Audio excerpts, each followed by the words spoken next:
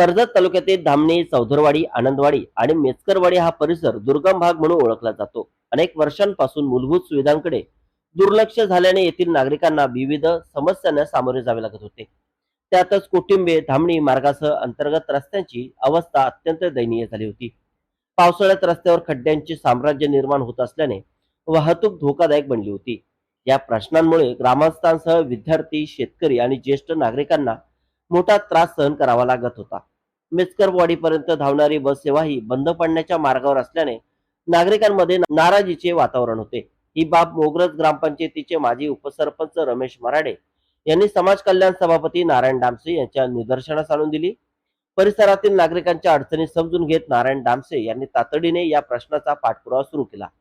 राष्ट्रवादी काँग्रेसचे रायगड जिल्हा अध्यक्ष सुधाकर घारे यांनीही या कामासाठी विशेष लक्ष घालत संबंधित विभागाशी समन्वय साधला. दोन्ही नेत्यांच्या सातत्यपूर्ण प्रयत्नांमुळे धामणी चढावासह धामणी, चौदरवाडी आणि आनंदवाडीकडे जाणाऱ्या रस्त्यांचे डांबरीकरण पूर्ण करण्यात आले.